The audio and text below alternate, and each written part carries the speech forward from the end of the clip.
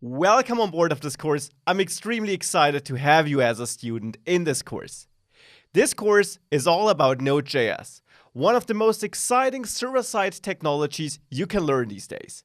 And in this course, we'll not just dive into its basics, though we will also do that, but we'll dive into exciting topics like handling file uploads, pagination, working with different databases, SQL and NoSQL databases, for example, building an app where we render views, dynamic HTML on the server, and building RESTful and even GraphQL APIs. Working with real-time data and WebSockets, and much, much more, as you will see in the outline, which will come later in this module.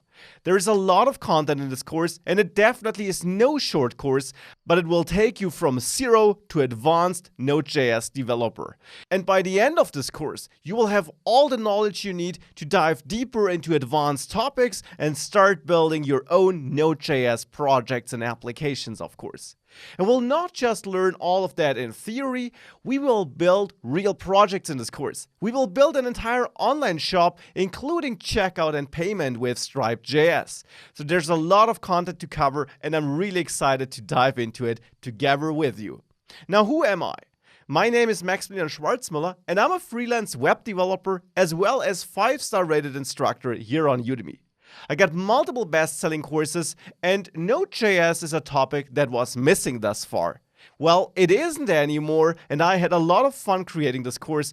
I hope you have equally much fun and you learn a lot whilst going through the course. So let's dive in, and let's start with the most important question. What is Node.js?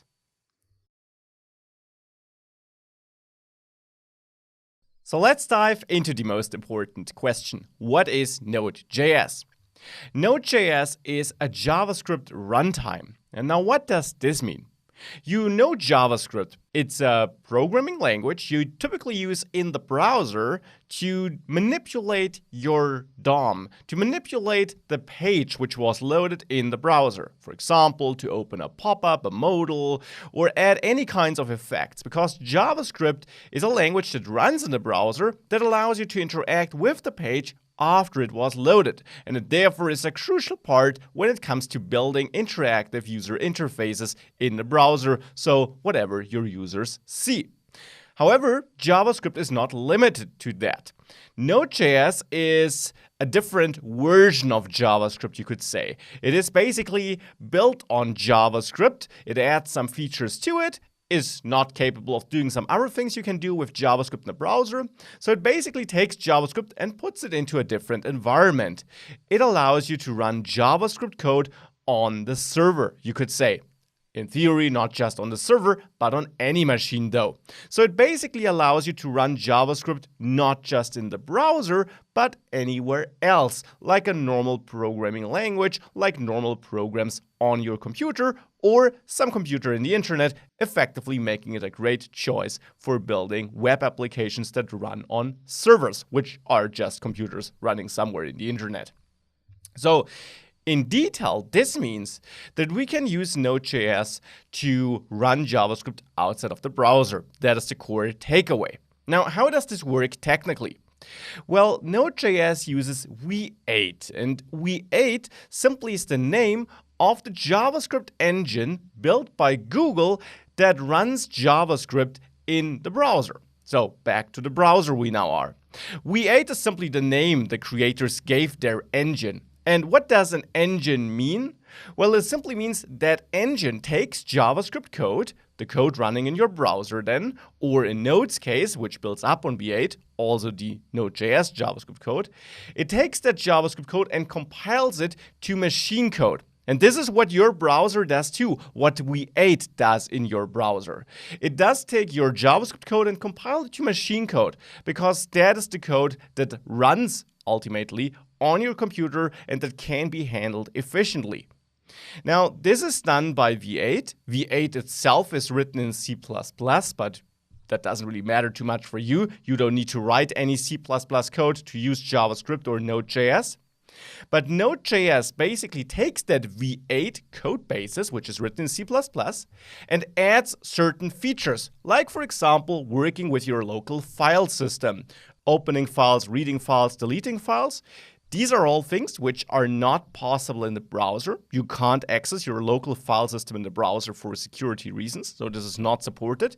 Node.js adds these features to V8's engine, you could say, so that you can suddenly do that. Now, Node.js does not run in the browser, so these restrictions still apply. There you use vanilla V8, so V8 only, without the Node.js extensions.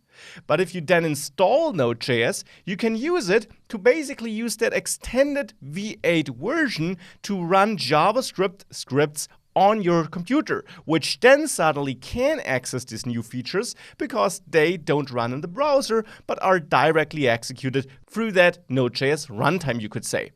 So this is how that works together and what Node.js does. It allows you to run JavaScript on your computer, and it adds useful functionalities to the JavaScript engine so that you can do more useful stuff there than you can do with browser-side JavaScript. Now, one important note maybe on this point also is that, of course, some features are also taken away. In the browser, you use JavaScript to interact with the document object model, so with the HTML elements on your page. If you just execute a JavaScript file directly, you of course have no attached page, and therefore these features are missing. But this is a lot of theory. Why don't we just have a look at this and see how we can install and use Node.js and what it actually does for us? Let's do that in the next lecture. So we want to get started with Node.js. And for that, we first of all need to install it. To do this, visit nodejs.org and then there simply download this latest version. In my case, that's 14.11. It will change over time. When you're watching this, you might see a higher version there. It is important to note that these versions will change frequently, but they don't really bring many new changes. It's most of the time just behind the scenes optimizations and bug fixes. I will keep this course updated though, as I have in the past, but with that, let's install this latest version. For this, simply download it onto your system. And I'm doing this on a Mac here. On Windows, it's exactly the same. You can download an installer here, and then you simply walk through that installer.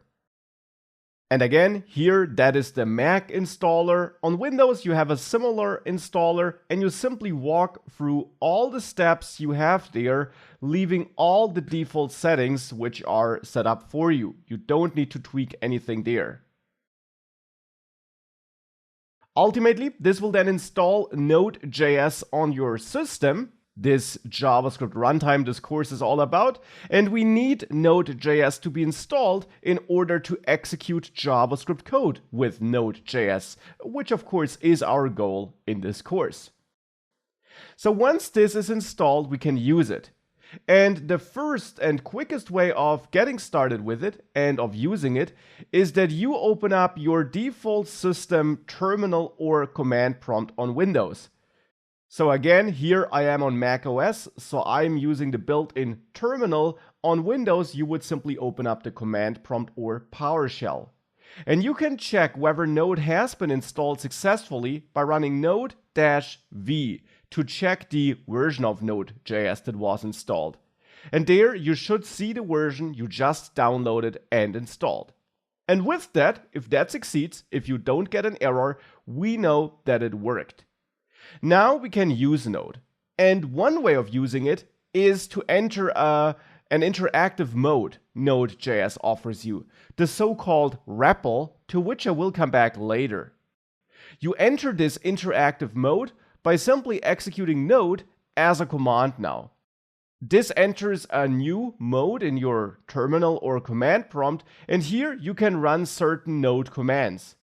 You can use it as a basic calculator to do basic math there, and you could do more than that. You could run some JavaScript code in there. Again, I will come back to this REPL later, but actually this interactive mode might be nice to play around with Node. You're not going to use it to write real Node programs. For that, instead, you will use a code editor and store your code in files and then execute these files with Node. So let's do that now. For that, let's quit this interactive mode by pressing Ctrl+C twice, or Control D, or typing exit as you see here. And once you closed that mode, let's actually create a new project, a new folder in which we write our first code. And I did just that. I created a new folder somewhere on my system and I opened it with my favorite code editor, Visual Studio Code, which you can find if you simply Google for VS Code or you visit code.visualstudio.com. Visual Studio Code is a free code editor which is great for web development, and it's available for macOS, Windows, and Linux, so you can use it on any operating system. Simply download it from code.visualstudio.com and then walk through the installer that gives you to install this editor on your system. As a side note, you can use any IDE and code editor of your choice, of course.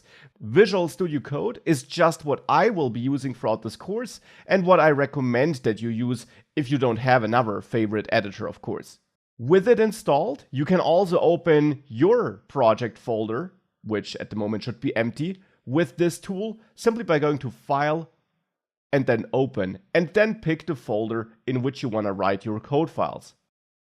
Now, if you want to make sure that you got the same look and feel as I do, you can go to View, Appearance, and there you can control whether or not you see the sidebar, this activity bar on the left, and so on. So that's how you can customize this. And in addition, under Preferences, Color Theme, I am using the Dark Plus theme, and you can switch to this as well if you want to have the same colors. Last but not least, under View, Extensions, you can search for the Material Icon theme, which is 100% optional, but which will give you a specific icon look, which you will see throughout this course in my project. So that's why I will enable this icon theme here for me. Using it is optional though. And with all of that, we got the code editor set up, which we are going to use throughout this course, or which I am going to use. And now we can write our first Node code in a file. For that, I'll add a new file in there, which I'll name first-app.js, because of course it will hold some JavaScript code. In there, we can now write JavaScript code which can be executed by Node.js.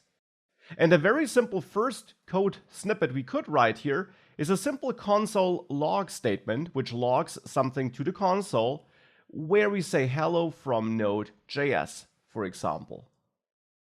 This is code which would run in the browser. It will also run if we execute it with Node.js.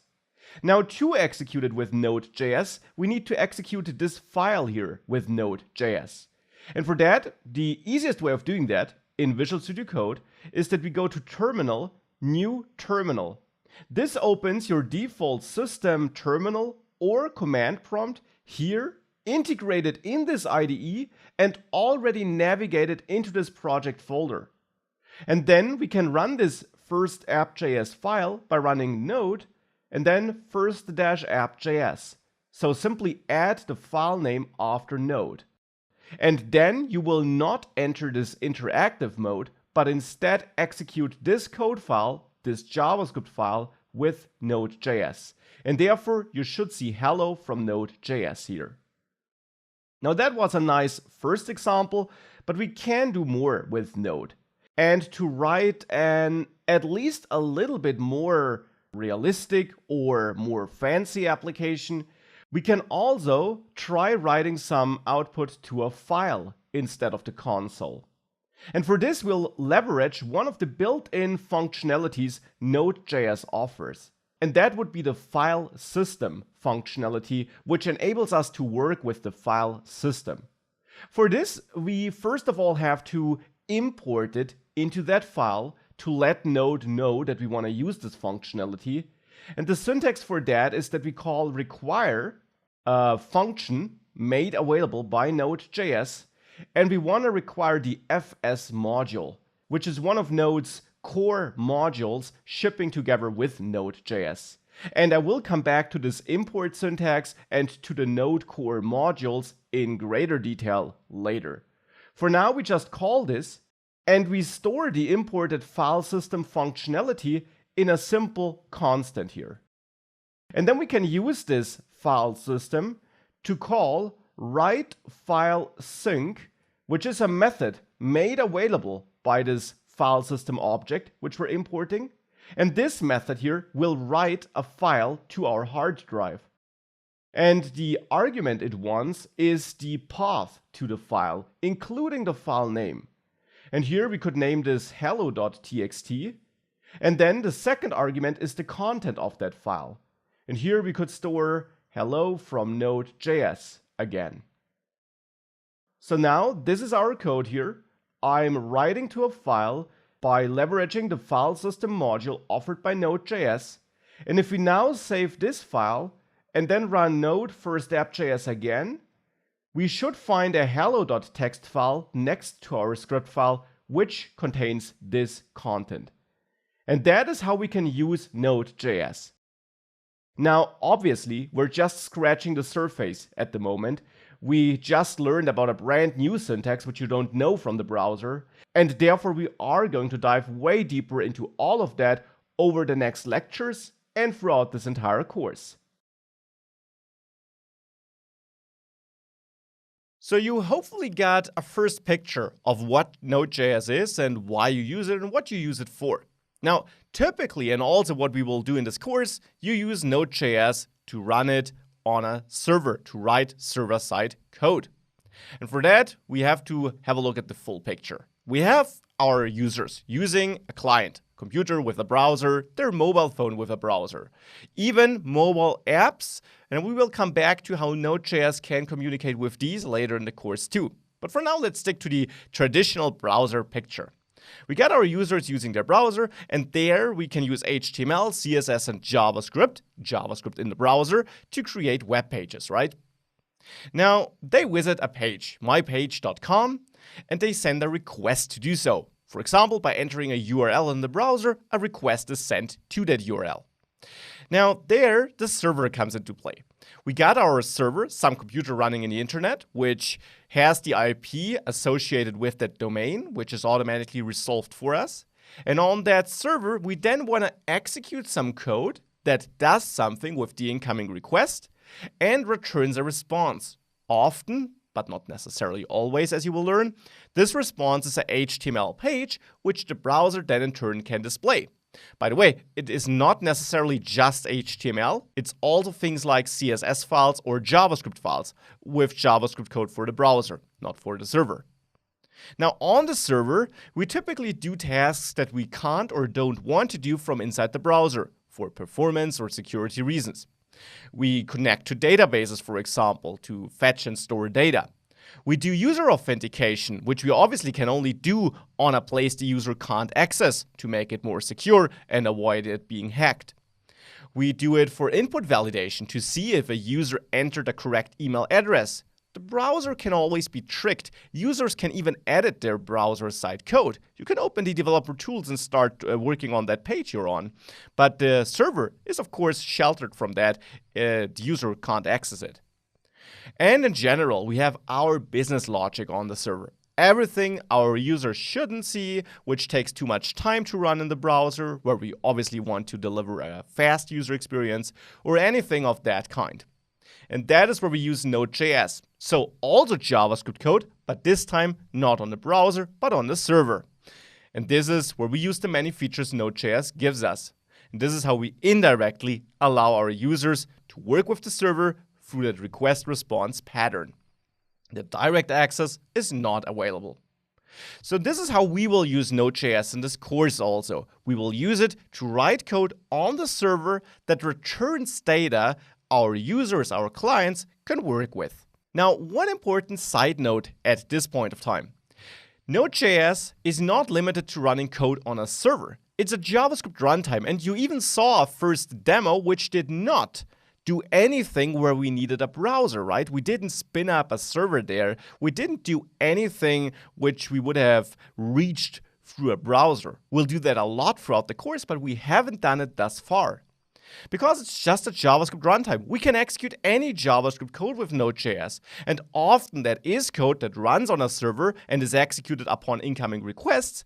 But you also often use Node.js for other code. For example, for local utility scripts or build tools. If you worked with, let's say, React or Angular or Vue or anything of that kind, you actually used Node.js indirectly a lot for all the build processes these languages or frameworks needed. Because Node.js is a great tool for writing utility scripts. You have access to the file system, so you can write and read and manipulate files. And this allows you to do a lot of utility stuff on your computer that is never exposed to the public. And I just want you to know that, and I'll even have a section in this course where I dive a little bit more in such build tools and non-server-side language usages of Node.js. In general, and that is the most popular thing you do with Node.js though, you use it in the context of web development and server-side code. So you use it to run a server, and actually, and that is an important difference to PHP, for example, with Node.js, you don't just write the code that is running on your server, you also write the server yourself. So the code that takes the incoming requests and routes them to your, other code. In PHP, you have extra tools like Apache or Nginx, which run the servers, which listen to incoming requests and then execute your PHP code. Here, Node.js does both. It does that listening, and it then also does whatever you want to do in your code. So that's important, and that's something you'll see in action soon. We also use it, or we therefore also use it, to run all our business logic. So not just to listen to incoming requests, but to then work with the request data, work with files, work with databases, all that fun stuff Node.js is capable of, and we'll do all that in this course, obviously. And we also handle the response side, not just incoming requests. You will also learn how you use Node.js to send back data to your clients. Be that HTML pages with dynamic content, or data only in the format of JSON or XML or even files. So this is what we use in Node.js and what we will dive heavily into in this course. Alternatives to Node.js would be things like Python, also with frameworks like Flask or Django, or PHP with frameworks like Laravel maybe, or standalone vanilla PHP of course. And more, ASP.NET, Ruby on Rails, all that stuff. This basically are all replacements for Node.js, or Node.js can be a replacement for them. And there is no clear winner. All these languages are capable of doing the same kind of stuff. And of course, they differ in some technical regards. But in general, it's great to have that broad variety. The huge advantage, or one huge advantage of Node.js, is that it uses JavaScript, a language which you need so much in modern web development, for all the front-end, for some build tools. And if you then can also use it on the server side, you don't need to learn a bunch of different languages. You can use one and the same language and then use that for your server-side code too. This is why Node.js is a great language to learn. You get so much efficiency out of it. It's also a highly performant and popular language. There are so many jobs out there for Node.js. There never was a better time to learn it. It's used in so many environments, also for a lot of cutting-edge stuff. But in general, Node.js is a great solution. It's trending, it's fast, it's efficient, and it makes sure that you only need to learn one language to write all the code you need in a modern web application.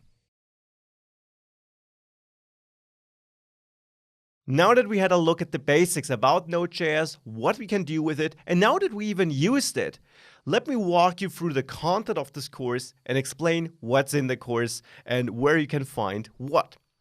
We're almost done getting started. In the next module, I will give you a brief JavaScript refresher, just to make sure we're all on the same page regarding the core JavaScript syntax, but more importantly, about some next-gen JavaScript features which we'll use in the course. Basic JavaScript knowledge is assumed and will not be taught in that module, but if you just need a refresher, some additional information, or this next-gen JavaScript knowledge, then this is a module you should take, otherwise it's optional. Now, after this refresher, or immediately after this module, if you don't need the refresher, we'll dive into the Node.js basics, how it generally works, how we can work with streams of data, and some core Node.js modules. So really the nitty-gritty details you need to know about the language, so to say. And we'll then dive into efficiently developing with Node.js, how you can debug your code, handle errors, and so on. Now, thereafter, we'll dive into Express.js, the most popular framework you can use for Node.js. I'll explain why we use it and why we still, in its heart, use Node.js, why we still learn about Node.js even though we use Express.js. Because using it makes sense, it makes things easier. You will use it if you are working with Node.js, but still, of course, we still use Node.js with all of that. Now, thereafter, we'll dive into templating engines. That are basically some tools, you could say, that allow you to generate HTML pages on the server with dynamic content encoded in them. And that is how you can return different pages or pages with different content back to your users. So that will be an important module. Now, thereafter, we'll dive into the model view controller pattern, what that is and why we use it, and of course, how we use it. And we'll then have a look at some advanced routing concepts. Routing is something we'll also learn in the Express.js module, and we'll dive deeper into the models of the model view controller pattern. Now, after we're done with that, it's time to dive into databases. And we'll start by connecting our Node application with a SQL database, MySQL to be precise. As a next step, we'll dive deeper into that and use a package that makes working with SQL databases easier, SQLize. Now, and after having seen SQL, we'll continue with NoSQL and see how we would use that. And we'll use Mongoose there to also make working with that easier. And we'll then stick to NoSQL for the rest of the course, but you'll thoroughly learn both SQL and NoSQL. Now, after this, we'll dive into sessions and cookies, what that is, why you use it, and how you use it. We'll have a look at authentication, so how we can make sure that users can sign up and sign in with our application. We'll dive into sending emails, how that would work. How can we auto-generate emails when a user signs up, for example? We'll also dive into advanced authentication features and also authorization, which means that, for example, only a user who created a product can edit or delete it. We'll then have a look at user input validation, which is a crucial part in any web application because you want to make sure that the data your users enter into your forms is correct and valid, and you'll learn how you can do that efficiently in this module. And we'll then dive into error handling because errors will happen. For example, if the user enters wrong input. And I will show you how you can handle different kinds of errors in an elegant way. Now, thereafter, we'll dive into something important. File up and downloads. How can you handle these? How can you write code that takes incoming files, stores them, and is able to return files? I'll also show you how you can automatically generate PDF documents on the server in this module. We'll then have a look at pagination, so how we can return our data in chunks instead of all the data at once, which is not ideal for your bandwidth. We'll thereafter have a look at async request, and I'll explain what that is and how we can handle it with Node.js. And we'll then dive into payments. How can we accept payments through a service called Stripe.js? Obviously something we'll need in any shop we build. And thereafter, we'll dive into a different kind of application you can build with Node.js. We'll dive into REST APIs. And one module does not sound like a lot of content on this very important technology, but actually I got 2 modules on that, and we'll also dive into file uploads and REST APIs, authentication, pagination, and all that stuff. And additionally, these modules will build up on the entire modules before that, because you will learn that a REST API does not differ that much from a normal Node application, and I will show you in detail which knowledge you still need and how you need to change some things, not that many actually, to turn an existing application into a REST API. Now, and once we're done with that, I will dive into more modern JavaScript feature, async await, and how you can use that in your Node application. And we'll dive into WebSockets and Socket.io. This is a technology or a set of technologies that allows you to add real-time functionalities to your app. So for example, if one user sends a message and you instantly want to notify another user, you can use WebSockets for that, and I will show how that works in this module. After this module, we'll dive into a different kind of APIs. We had a look at REST APIs. We'll then have a look at GraphQL APIs. GraphQL is a very modern and popular way of building APIs.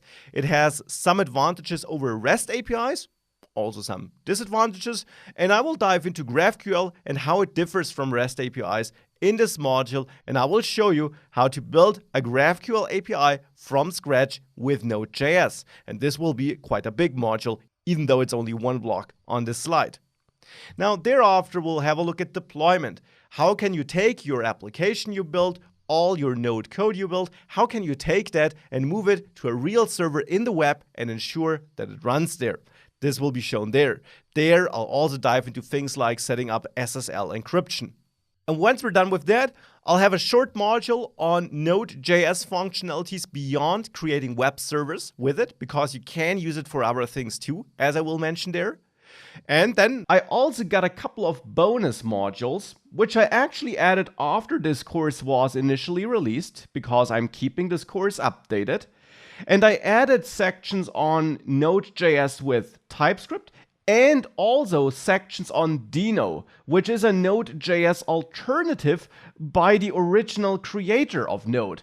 And whilst Node is of course the big important JavaScript runtime which is there to stay, Deno could be a nice alternative you also might want to look into. And therefore I got some introductory modules at the end of this course as well. Well, and thereafter we're going to conclude this with a roundup and with some possible next steps you could take. And therefore I'd say this course is packed with content. Let's conclude this first getting started module and let's dive in. So now that you learned what's inside this course, a whole lot as you can see, let me explain to you how you can get the most out of this course. Because this is really important to me. I want to make sure that you learn a lot. Now, obviously, you want to watch the videos. Now, that seems pretty obvious, but this is a video on demand course. Watch the videos at your speed. This is really important. You can use the playback controls here on Udemy to fine-tune the speed. Speed me up if I'm going too slow, reduce the speed a bit if I'm going too fast. Also make sure to occasionally jump back to older sections or videos. This is a normal process in learning. Sometimes you need to reiterate concepts you learned before. You want to use that on-demand nature of the course. You don't have to go at the speed I'm going. You don't have to go lecture by lecture and then never go back. Use the tools you got here. Use the course to its fullest potential and use the on-demand nature. In this course, we will also build projects and you will find a lot of exercises and assignments. I encourage you to do these. Of course, you can also just watch me code and just watch my solutions to the assignments, but you will learn way more if you try to solve these things on your own and if you actively code along. Now, one important note for this is, of course, that you want to do that also at your speed and by, well, of course, also following along the videos, but also make sure to Google for problems if you hit any. Not because I don't want to help you, I will help you if you need help, but because this makes you a better learner. You need to be able to solve your problems on your own. And I see too many students who have a ask first, research later mentality. And this is not really that great for you. This makes me learn it better because I get challenged a lot, which is great, but you should learn more ultimately. So definitely try to solve your problems on your own. It will help you a lot. Also, use all the course resources you find in there. That's not just the videos. That's also the attached source code, which you find attached to the last lecture of each module, which you can use to compare it to your code if you're facing any problems. And again, this is a great way of solving problems on your own by comparing the solutions and finding out what went wrong on your own. So use all these resources. Also make sure to use the additional links I occasionally post in some lectures, where you can research a bit more about certain topics and dive a bit deeper in cases where you're interested in that topic. Now, last but not least, this course, like all Udemy courses, has a Q&A section. You can post questions on every video. There's a Q&A button at the bottom of the video or in the course dashboard, the general Q&A section. And you can search there. Make sure to also search the Q&A before you post. Often a question has already been answered, but you can also post there if you got a question. Now, the thing about asking is easy, answering is hard. So try helping others too. Take this opportunity of answering to questions of other students, simply because you again get challenged. And if you're wrong, that doesn't matter. You'll be corrected and you'll learn again. But you will learn so much by being forced to think about a problem, articulate a solution, and the best of all, you also help other students. So help each other. I will also help you, of course. But if you do all these things, you'll get a lot out of this course, promised. But with that, let's leave this first module and continue with the course. Now, before we finally dive into the JavaScript refresher, or optionally, in case you skipped that, into the Node.js basics, let me dive into two different ways of executing your Node code. One way of executing it, which I briefly mentioned earlier in this module, is the REPL. REPL stands for read, reading user input, eval, evaluating user input, print, outputting a result, and L, loop, for returning and waiting for new input.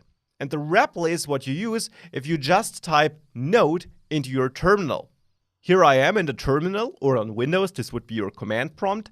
And there, if you just type node with node installed, you are now in the REPL, which you can identify by the fact that you now don't have that full path and your computer name at the beginning, but just that greater than sign. And there you can execute node commands like console log, 2+2, or also writing, interacting with files. You can import the file system there, just as we did it previously in our file. And then we can use that to write a file synchronously and so on. So that will all work here. And this is, of course, an environment where we don't store our code in files, but we write our Node application with every line. The lines don't work independent from each other. So I can now use the file system package, for example, now that I imported it one line earlier. But once I quit out of this process with Control-C, I'm done. This is not saved anywhere. This is not a file I can execute again, and this therefore is a great playground.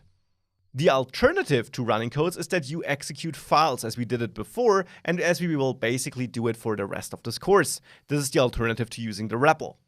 When you execute files, the advantage, of course, is, and that is why we use it for real apps, that we write our code in advance and we can always execute it. And when we build a real app, we want to save our code, of course, in files, which we can then deploy in the end, which we could share with our developers, and where we can also pause our work and pick up later, and where we never lose the code we write. But the REPL is a great playground because we can use it to run some commands, to try out certain things, because we execute code as we write it. And therefore, these are the two ways of running your Node code.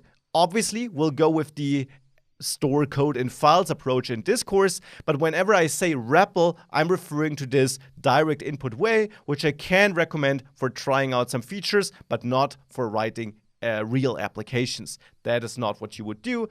I just wanted to get these two ways out of the way. We'll focus on the left one here, and with that, let's dive into writing some code with the next modules.